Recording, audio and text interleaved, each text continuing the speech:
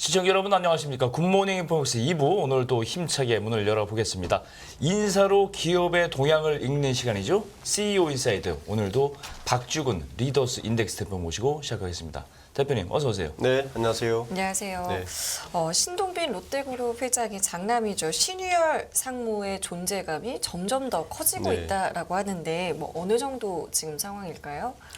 우선 일본 롯데파이낸셜 대표 취임한 게 굉장히 상징적입니다. 네. 네. 이게 왜 이게 상징적이냐면 뭐 일본 롯데 측에서는 신동빈 회장의 복심이 있어요. 복심 누구냐면 고바야시 마시모토라고 원래 일본 롯데파이낸셜 대표를 있었는데 이분이 한 10여 년간 신동빈 회장의 복심이었죠. 예. 굉장히 가까운 사람. 예. 그리고 형제의 난 때도 이 일본 롯데의 많은 이론들을 신동빈 회장 쪽으로 유리하게 만든 분. 그리고 예. 복심이라고 그러는데 이분이 이제 사임을 하면서 장남이 신유열 상무가 롯데파이낸셜 대표가 됐는데 이 롯데파이낸셜이라는 회사를 좀 이해해야 이게 왜 중요한 건지를 좀 이해할 수 있을 것 같아요. 네. 롯데파이낸셜은 설립된 지는 3년밖에 안 됐어요. 예. 그러니까 설립된 지는 5년 됐네. 2017년에 설립됐는데 예.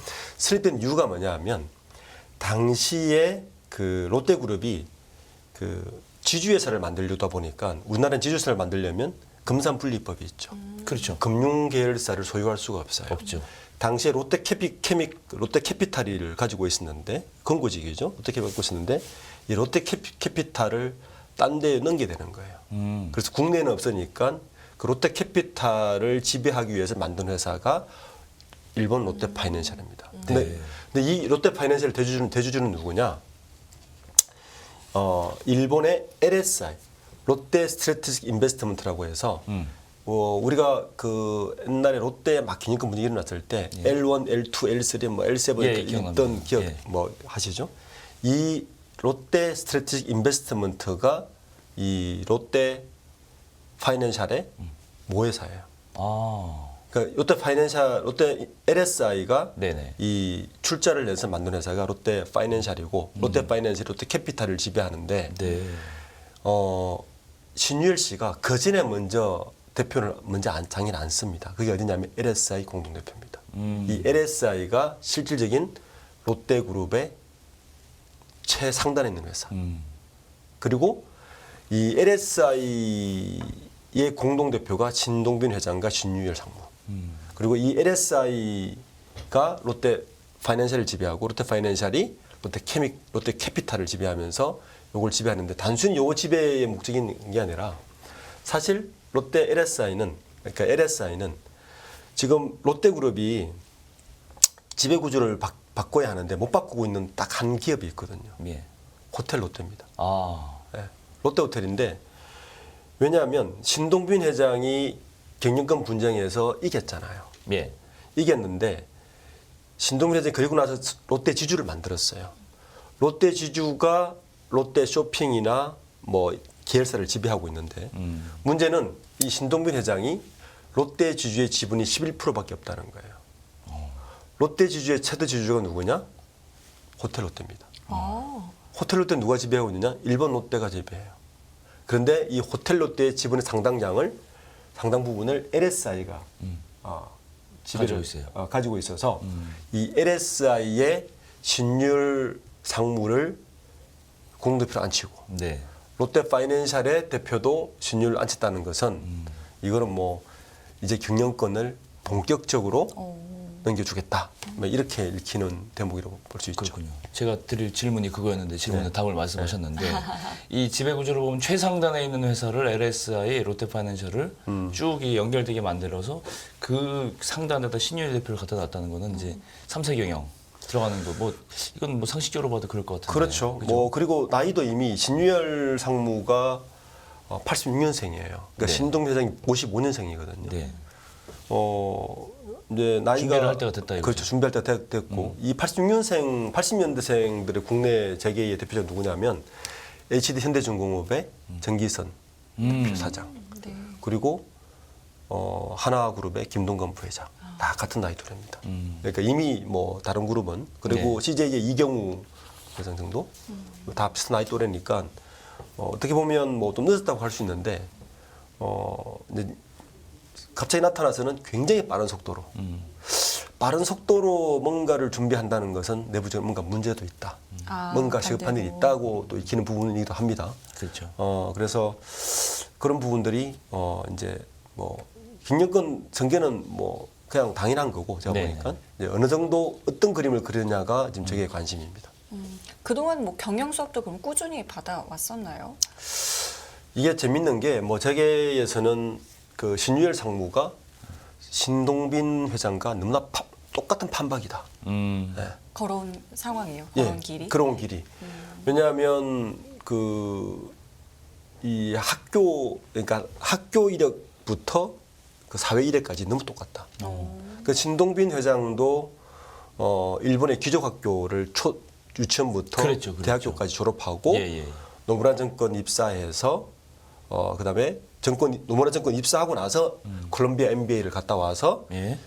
다시 노무라 정권 입사해서 예. 했다가 일본 롯데 상사의 첫 직장을 가지게 된 요 이력을 가지고 있거든요. 그리고 일본 롯데 상사, 일본 롯데에 있다가 한국으로 들어올 때 86년도에 한국 들어왔는데 한국 네. 들어올 때 그 현재의 롯데케미칼의 전신인 호남정유의 그렇죠. 상무로 입사를 합니다.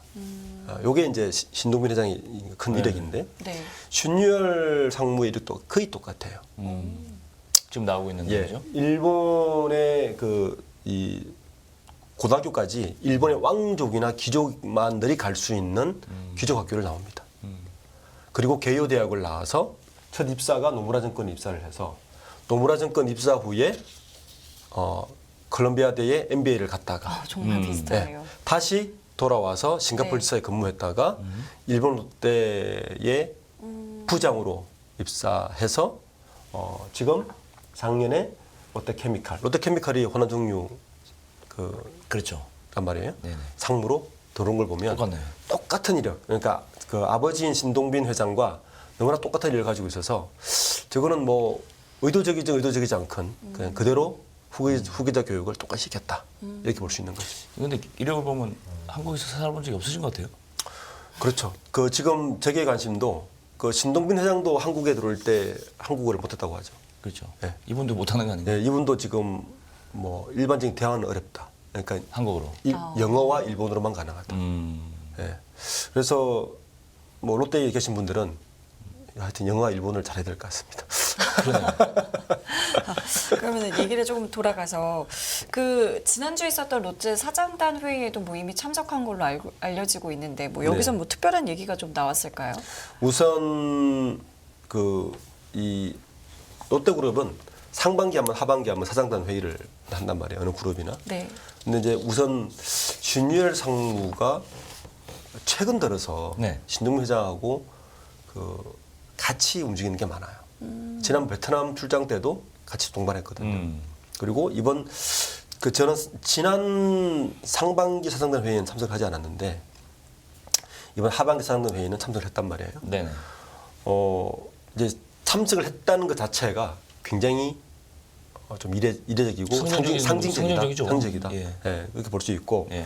뭐 참석했다는 것은 이미 경영 전면에 등장했다로 봐야 되는 거죠. 그렇죠. 그리고 롯데그룹은 이번 사장단 회의가 이제 자기들끼리는 이게 밸류 크리에이션 미팅 그래가지고 BCM이라고 부르거든요. 롯데는 이 미팅을 매년 이제 1월하고 7월 두 번 이제 상반기 한 번, 하반기 한 번 해서 예. 전략을 짜는 그런 회의인데 이번 사실 롯데가 지금 안 좋잖아요. 어쨌든 굉장히 안 좋거든요. 그렇죠. 왜냐하면 일단 재계에서 서열이 밀렸어요. 우리가 5대 그룹에서 이미 빠졌습니다. 포스코가 올라갔죠. 자산 규준하니까 6대 그룹 빠졌고 지금 언론에 보시면 뭐 대통령 순방길 이런 데 보면 4대 그룹 총수는 다녀도 5대 그룹 총수까지는 안 다니지 않습니까? 옛날에 롯데가 빠지지 않았거든요. 꼭 빠지지 않았고 지난번에 굉장히 이례적이었던 사건 중 하나는 기억하시면 모르겠는데 상반기에 네. 사우디의 빈살만 왕세자가 네, 네, 네. 어디에 묵었죠? 송도 롯데 호텔에 묵었죠. 그렇죠. 예. 예. 그런데 예. 거기 청소회 미팅에서 네. 신동빈 회장 빠지고 4대 그룹 회장만 같이 동반했어요. 아, 그랬었나요? 예. 굉장히 이례적이지 않습니까? 롯데 그러네요. 호텔에서 묵었는데 그렇죠. 예. 4대 그룹 회장만 미팅을 하고 신동빈 회장 빠졌어요. 그 당시에 재계 관련 기자들이 굉장히 의심 물었죠. 아니 딴 데도 아니고 롯데에 더 묵었는데. 하얏트에서 묵었다니 롯데에서 묵었는데 주인인 신동 회장은 가지도 않고 빠졌다는 뭐 이런 것에서부터 시작해서 어쨌든 지금 롯데가 재계 순위에서도 밀릴 뿐만 아니라 재계 위상에서도 많이 밀려 있어요. 그러니까 이 돌파구를 어떻게 이겨낼까? 거기에다가 작년부터 겪었던 자금난. 네. 그 롯데건설의 건설 자금난으로 도시에서. 예. 시작한 자금난이 지금 롯데 그 쇼핑이 그나마 견디고 있는 롯데 쇼핑도 지금 어느 자금난 투자를 해야 되니까 롯데케미칼은 일진 머티리얼스 그러니까 동박 사업을 인수하면서 상당한 돈이 들어갔거든요. 그렇죠. 또 거기에 대한 자금난 이런 여러 가지가 압박되면서 롯데가 지금 사세가 사실은 제가 이 시간에 한번 말씀드렸지만 마천루의 저주를 아직 겪고 있는 거 아닌가. 그렇죠. 네. 이렇게 않는가. 그 말씀 기억납니다. 예, 그래서 예. 그 모든 사업이 지금 그 주춤세에 있습니다, 굉장히. 그래서 어떤 돌파구를 마련할까? 여기에서 신유열 상무가 이제 어떤 포지션으로 이 어쨌든 성계자가 되려면 굉장히 성과를 내야 되잖아요. 그렇죠. 네, 지금 롯데케미칼로 들어와 있는데 지금 아까 이제 다시 돌아오면 롯데파이낸스 대표로 온 이유 중에 하나가 지금 롯데의 마지막 남은 지배구조의 조각이 뭐냐면 호텔 롯데를 IPO를 해야 됩니다. 상장이. 네. 상장을 해야 되는데 아시듯이 이게 2017년에 이제 지배구조 개편하고 19년에 딱 하려고 했는데 뭐가 터졌죠?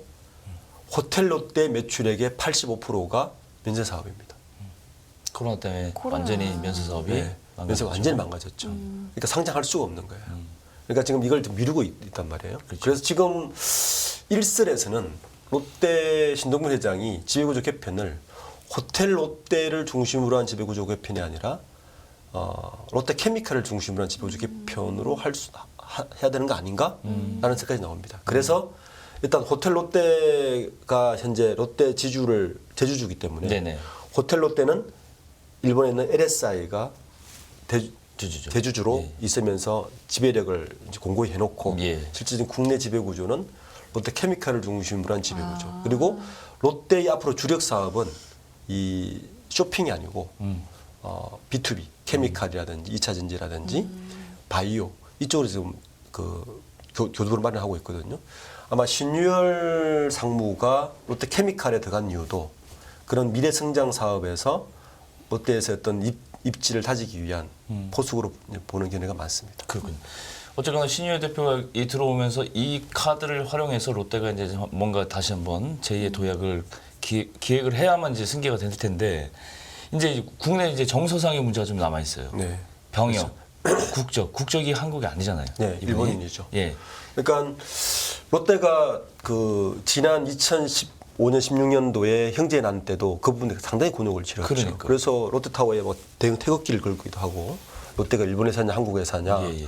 특히 일본에 대한 정서가 아직 굽지 않은 우리나라에서 그런데다가 신동빈 회장도 사실은 일본 이중국적이었거든요. 그렇죠. 이중국적이었다가 42살에 일본 국적을 포기하고 한국 국적으로 온 거거든요. 이분 아직 일본 국적. 그런데 아들은 여전히 그냥 일본 국적이고 거기에다가 이력조차 그 일본에서의 그 왕족 귀족만 다니는 학교에서 학업을 하고 고등학교까지 예. 대학도 일본의 최고의 보수라고 하는 개요 대학에서 학부를 하고 네. 이런 이력을 보면 이분이 형식적인 국적을 옮겼더라도 한국적인 사고를 할 수 있을까라고 사실 보는 대목은 있죠. 그러니까 과연 다시 한번 질문을 던져야 되는 때가 아닌가. 일본이 한국 기업인가 일본 기업인가라고 지금 던져야 되는 때가 아닌가 하는 생각 듭니다. 네. 자, 그리고 조금 전에 그 롯데호텔 이야기 해주셨잖아요. 지금 네. 롯데호텔 안에 내부 상황이 어떤지 좀 궁금한데 총괄 대표가 사임을 했다고 해서 일단 이 사임 배경부터 좀 말씀해 주실까요? 이완신 대표가 대표된 지 6개월 만에 맞아요. 사임을 했습니다. 이게 굉장히 이례적이죠. 네. 뭐 롯데에서는 건강상의 이유로 뭐 사임을 했다고 하는데 그보다는 뭐 제가 보기에는 이분이 그 이완신 사장이 정통 롯데맨이거든요. 87년도 롯데 입사를 해서 뭐 백화점, 총무, 상품본부, 뭐 롯데백화점 지점장도 강남, 부산 본점 로얄 캐리어예요. 그러네요. 롯데쇼핑에서 보면 완전 로얄 캐리어로 네. 로얄 캐리어 왔다는 거는 그만큼 신임이 있었다는 거고 네. 2017년부터 롯데 홈쇼핑 대표 맡아왔다가 이제 호텔 롯데 이게 이제 그 기념금 문제가 끝나고 호텔 롯데를 맡겼죠. 맡긴 이유는 뭐냐? 이분 막 들어갈 때만 해도 IPO, 이제 지배구조 마지막 퍼즐. 맞아요. 원래 이제 팬데믹이 됐으니까 상장 진행시키려고. 팬데믹 끝났으니까 상장 진행시키고 하려고 했던 게 아닌가 했는데 문제가 봄에 롯데 호텔이 면세점 하나 탈락을 했죠. 그렇죠. 인천공항에서. 저는 그게 치명적이라고 봅니다. 그에 대한 그 어떤 그걸 물어야 될 거고 그걸 통해서 아마 대표를 바꿔서 아마 일신을 하려고 이번에 대표를 6개월 만에 사임시킨 게 아닌가라는 생각이 듭니다. 새로 오신 분이 성함이 김태형 대표가 왔는데 어떤 분인가요? 이분은 거꾸로 아까 이제 이완신 사장이 쇼핑 쪽에 잔뼈 굵은 분이잖아요. 예, 예. 롯데 쇼핑에서 쭉 커와서 예. 그 홈쇼핑까지 했다면 이 김태용 신임 대표는 호텔 쪽에 잔뼈가 굵은 분입니다. 호텔 쪽에 지금 이력이 나오는데 호텔에 주로 호텔에만 계시네요. 있었어요. 그러니까 롯데 호텔로 입사를 했고 네네.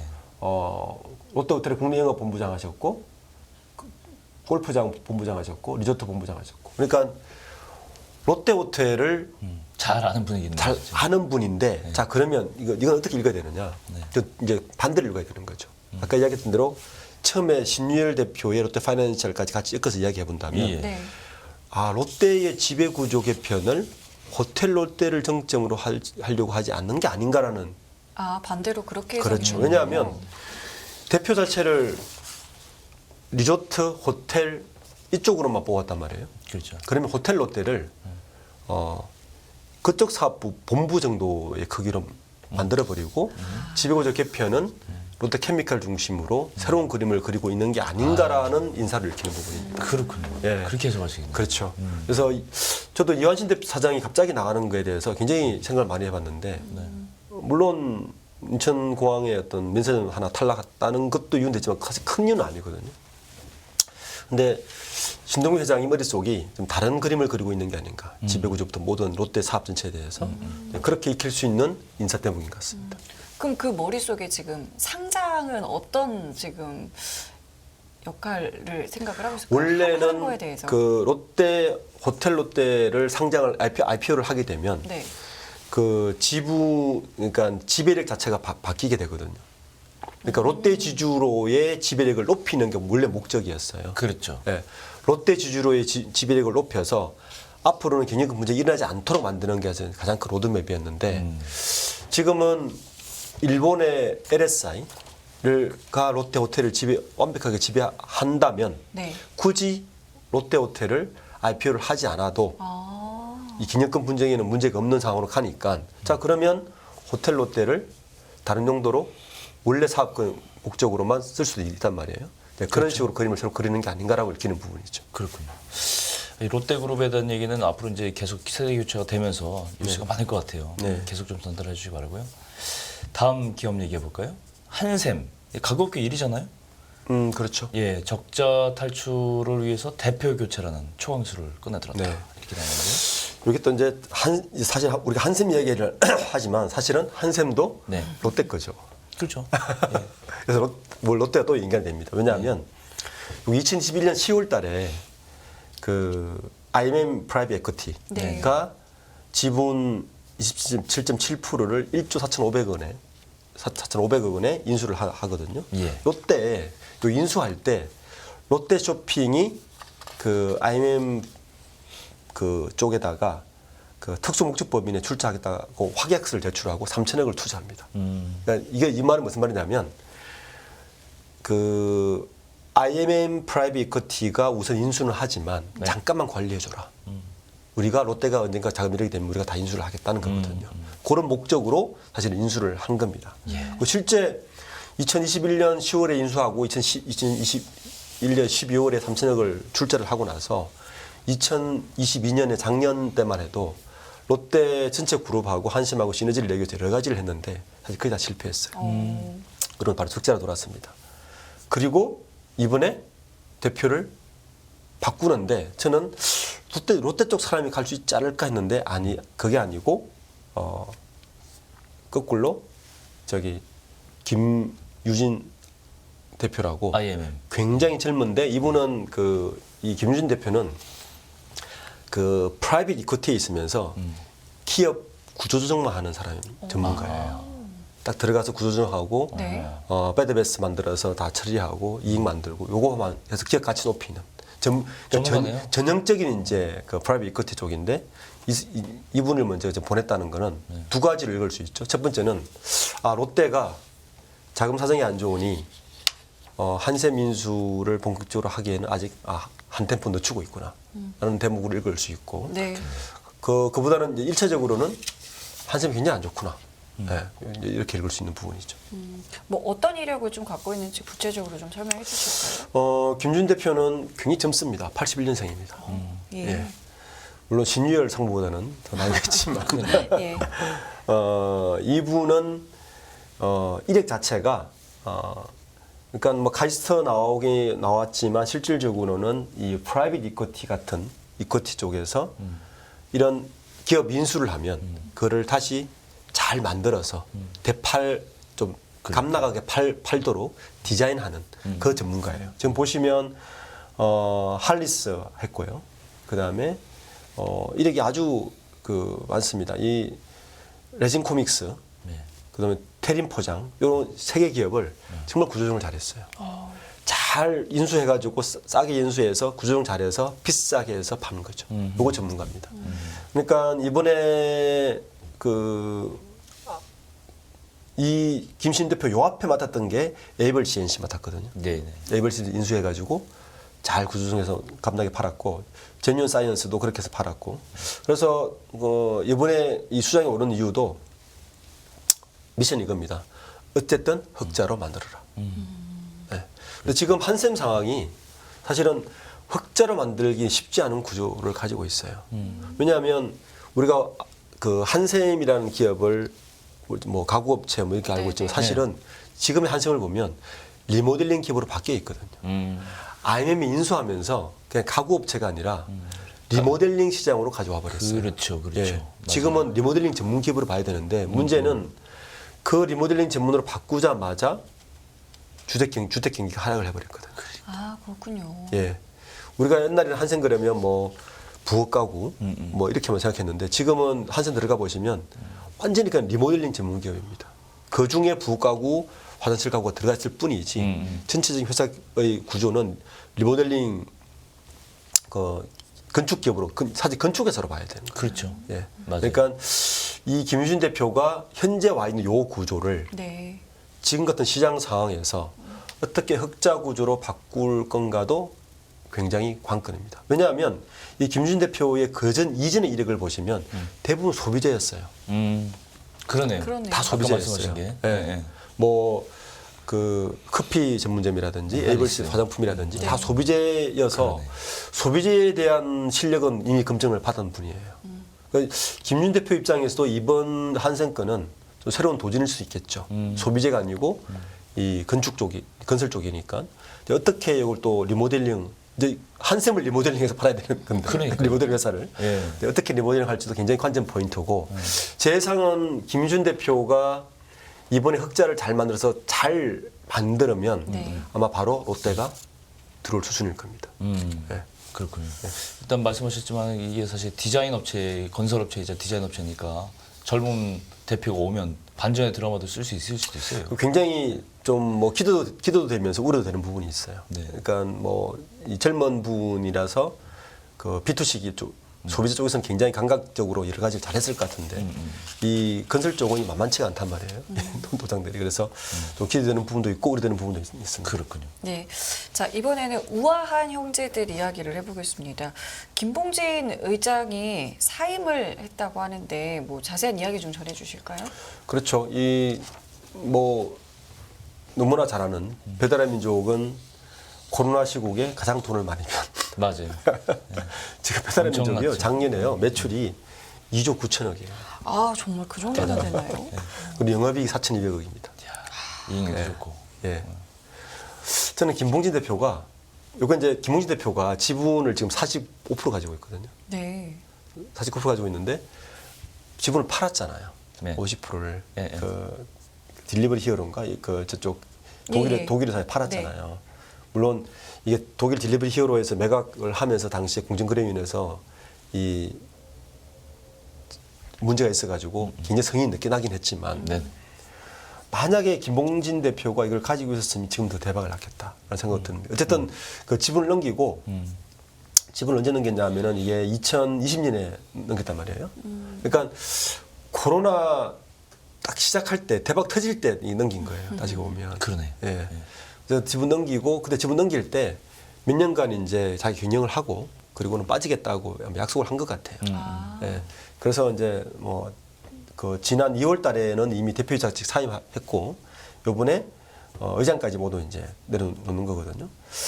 어쨌든 그 김문진 대표가 저는 이런 어쨌든 그 유니콘 기업 이런 기업이 좀 많았으면 좋겠어요. 유니콘 기업의 스타트업 수장들은 이분들은 특징이 오퍼레이션을 잘하는 분들이 아니고 잘 만드는 분들이거든요. 그렇죠. 시장의 기회를 잘 보고 그렇죠. 그런 거를 잘 빌드업을 하시는 분들이란 말이에요. 이런 분들은 이런 것만 하셔야 돼요, 사실은. 예, 오퍼레이션 잘하는 분들 따로 있습니다. 맡기면 되고. 네. 디벨로프 딱 해서 그렇죠. 디벨로퍼 딱 해서 새로운 그 시장을 딱 보고 이 시장에서는 이게 지금 이게 그래. 들어가야 돼. 필요하다. 예, 그런 분들의 똑같으신 분들이거든요. 네, 네. 뭐 네이버의 김희진 의장이라든지 그렇죠. 카카오톡의 김문수 의장이라든지 이런 분들은 이런 것만 하셔야 돼요. 맞아요. 그래야 이게 사실 국가 경제에 도움이 됩니다. 김봉진 의장도 이걸 잘하시는 분이었고 기세는 직원들에게 메일을 보냈는데 메일 보낸 그 코트가 되게 인상적이었어요. 뭐라고 보냈나요? 좋은 쉼표가 있어야 좋은 마침표로 완성된다. 예. 그러니까 쉬어야 될 때와 빠져야 될 때를 정확히 아시는 거죠. 그러니까 이분은 지금 이거 나와서 뭐 하겠냐고 여쭤봤더니 디자인 회사 쪽에 관심이 있어서 그쪽에 새로운 스타트업을 지금 구성하고 있는 것 같아요. 또 다른 도전을 또 다른 도전을 하는 거죠. 그러니까 이런 이분들은 뭐 계속 이런 식으로 도전을 해서 새로운 산업을 또 다양하게 만들어내는 게 또 뭐 사회나 국가를 위해서 좋은 일이지 않을까 생각됩니다. 그렇군요. 뭐 이번 김봉진 의장이 사임 표하면 이제 남은 이국환 대표가 굉장히 부담스러울 것 같은데 네. 어떻게 이 체제로 이제 좀 더 가야죠. 굉장히 부담될 것 같아요. 예, 엄청 부담되죠. 예. 왜냐하면 실제 피크째 나가셨거든요. 그러니까 제일 잘할 때 나가면 나머지는 뭐 어떻게 김봉진 회장이야 사실 제일 좋을 때 나온 거잖아요. 박수 받으면서 뭐 사회적으로 받으면 나왔는데 이 남은 사람이 이제 문제입니다. 예. 일단 그 실적을 피크를 쳐놨는데 문제는 지금부터 좋지 않다는 거고 그리고 지금 배달 앱이 경쟁자가 많아졌고요. 많아졌죠 이제. 그리고 또 배달 가격도 좀 떨어졌고요. 네. 그래서 매출액 이런 것들에 대해서 그리고 또 경쟁사들이 너무 많습니다. 쿠팡 이츠부터 시작해서 뭐 너무 많아요. 네, 네. 너무 많아서 그래서 요기요 뭐 너무 많아져서 배달의 민족이 저 마켓 쉐어를 언제까지 지켜갈 수 있을지가 첫 번째 아마 그 맡은 그 바톤 터치를 한 분이 문제일 거고 또 하나의 문제는 아마 뭐 이게 저는 소비자 산업이 잡음이 되게 많아요. 민원도 많고, 그렇죠. 사고도 네, 많고, 그리고 특히 이제 그 지금 이 음식점주와 배달비의 경쟁이 그러니까. 분란이 많잖아요. 그리고 특히 지금 경기가 안 좋다 보니까 이 정치권에서도 소상공인 편을 들지 않겠습니까? 이 플랫폼 회사보다는 그렇죠. 이런 부분들에 대해서 이제 해결해야 될 분들이 많아서 뭐 알뜰 배달이라고 해서 그 음식점주의 부담률을 줄이기는 했는데 이걸 하니까 또 딜리버 그러니까 배달하는 사람들은 그렇죠. 그분들 또 또 싫어하지. 그 배달 안 하는 거죠. 그렇죠. 비싼 거 배달하는 거죠. 예, 예. 이런 문제들 지금 이쪽 시장에서도 그래서 이제 아마 새로운 이 마튼 대표는 이것도 일종 플랫폼이지 않습니까? 그렇죠. 배달은 플랫폼이니까 네네. 요거를 그 장보기 서비스 같은데 마트 연동해서 뭐 화장품, 건강기능식품 같은 이 플랫폼을 확장해서 사업을 확장하는 쪽으로 지금 가고 있는 것 같아요. 요 시장에서 또 어떻게 살아남을지도 앞으로 굉장히 좀 지켜봐야 될 문제인 것 같습니다. 그렇군요. 고민이 많을 수 있는 상황인데 저희가 좀 계속해서 좀 지켜보면 될 것 같고요. 오늘 CEO 인사이드는 여기까지 하고 저희는 다음 주에 다시 네. 뵙겠습니다. 고맙습니다. 네, 수고하셨습니다. 좋습니다. 네, 깊이가 다른 경제 뉴스 연합뉴스 경제TV 경제 언박싱 오늘 여기서 인사드리겠습니다. 네, 시청해주신 여러분 감사드리고요. 저희는 내일 이 시간에 다시 찾아뵙겠습니다. 네, 지금까지 김경훈. 성겸이었습니다. 고맙습니다. 끝없는 위기 속 기회는 언제나 숨어 있습니다. 성공한 투자 고수들과 나눈 투자의 철학. 다가올 기회를 잡아내는 부의 만찬으로 여러분을 초대합니다. 푸짐하게 한 상 차려놓았습니다.